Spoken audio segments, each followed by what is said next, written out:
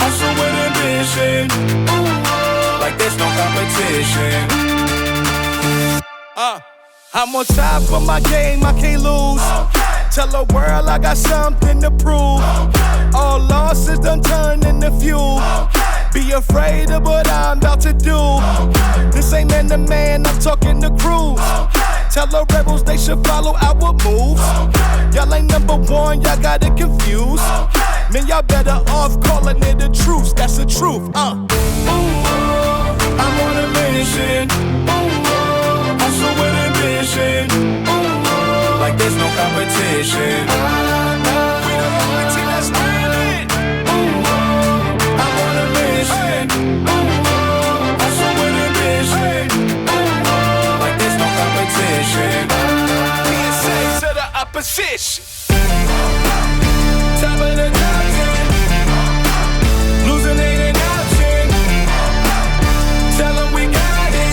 All the way locked in. All the way locked in. Top of the top 10. Losing ain't an option. Tell them we got it. All the way locked in. All the way locked in. Hey. All the way locked in. Hey. All the way locked in. Hey.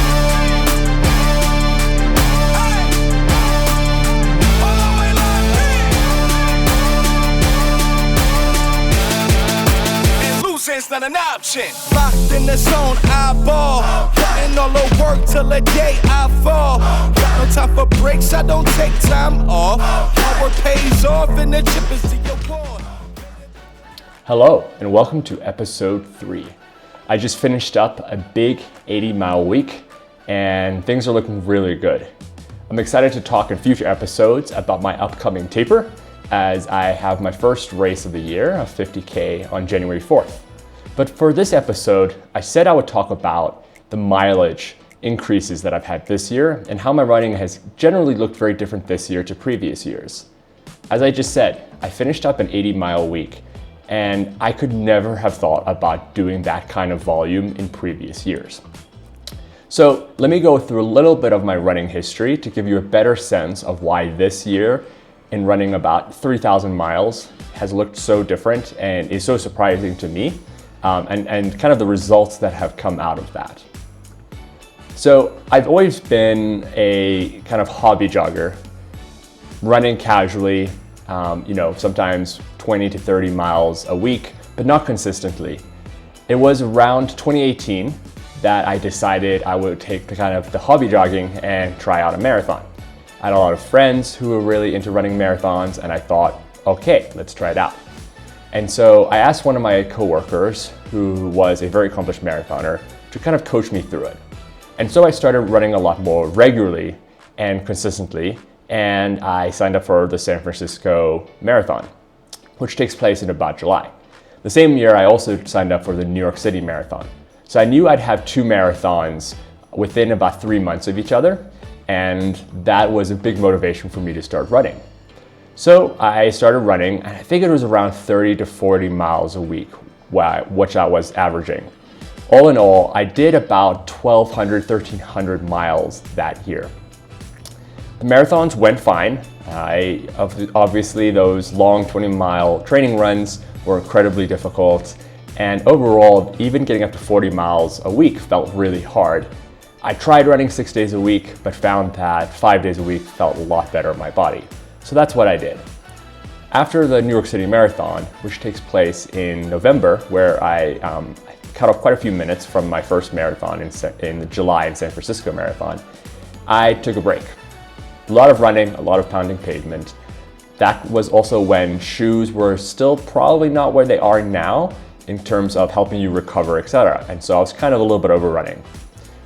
Took a break, still did the casual few jogs a week with friends, etc.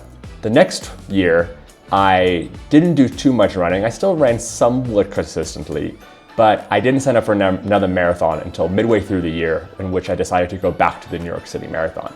So my mileage that year was a little bit lower than the year before. So that New York City Marathon was at the end of 2019, right before COVID in 2020. Now I remember after the New York City Marathon, I had a friend who was starting to run a lot more consistently and training for a marathon. So I hopped in with him for a lot of the training runs when I was living in San Francisco. Things were looking pretty good, and I remember starting to average 40 miles a week, which to me was unbelievable and a lot. And I did that for 12 weeks straight, and I was really stoked. But then just before kind of COVID began, or around when COVID began, I hit some health problems and started running a lot less, and instead switched back to cycling, which is where I had really done a lot of my kind of activity and outdoor exploration. I'd been cycling for a long time. At one point I'd raced, and so I hopped back into cycling and did that between 2020 and 2021. So those years I had very little running, about 1,000 miles total across those two. So in the beginning of 2022, I moved to Ireland with my wife for work for 2 years. And one of the things I did when I got there was I told myself I wanted to explore the country on foot. And so I signed up for a 50K Ultra just outside of Dublin as a way to keep myself accountable and kind of help give me motivation to explore the country via trail. I'm not really sure why I thought jumping back into running and going straight to a 50K Ultra was a great idea. But in the last few years, I've gotten a lot more interested in running trail races and just running on the trails generally. And so it felt a lot more interesting to do that and explore the countryside and the more rural areas of Ireland rather than running on road. And so that race really got me back into training and into a good training habit. The race I did was in late September, and then I raced again in beginning of November in Cape Town, South Africa, another ultra. And so in 2022, my mileage started going back up. I did the same 2 races again in 2023 and increased my mileage even more, trying to be consistent and run a lot more often. But still, even in 2023, I did around 1,500 miles that year, which is still good mileage, but nothing compared to this year. Then at the end of 2023, I decided I was enjoying the running so much and enjoying training in the process that I would get a coach and start to take this a little more seriously and see what happened. I wanted to get back to doing really fast speed workouts and really improving my speed, something that had kind of slowed down in the 2 years of starting to do ultras. And I wanted to get back to the fun track workouts and improving my top end speed. And I also wanted to increase my mileage, but I wasn't really sure how to do that. So I got a coach, David Roche, and that has really started this journey of running a lot more mileage. And so I started increasing my mileage gradually at the beginning of 2024. And it has been really interesting to see the results. I didn't race for the first half of the year. My first race was in June at the Broken Arrow. I think it was a 46-kilometer race. And it was a disaster. It was the first race of the year. It was hot. I'd put a lot of pressure on myself that this was going to be great, that I had run more mileage and I trained harder than ever before, and it didn't work out that well. And so as a response to that terrible race, I actually decided I'm actually going to race more. And part of the nice kind of benefits of running high mileage is that, at least for me, I recover really quickly now. And so I can do more races. And so I signed up for a bunch more races. I signed up for some 30Ks that went really well. I signed up for a half marathon in November where I PR'd at that distance. I PR'd a 5K race, and then I did another 50K in October where I PR'd as well. And so the benefits and the results of running this high mileage, as well as this great focus on top end speed, has really helped me improve my running. And I have no doubt that if I went and ran a marathon right now, that I would be faster than I was in 2018 and 2019. And that's been really exciting to see the results of that, as well as just not feeling super beat up. And that's partially why I am able to run, well, I think I'm able to run this 50K on January 4th, which is 5 weeks before my kind of goal race right now, which is Black Canyon 100K. 5 weeks between the two, I have no qualms about being able to recover between that.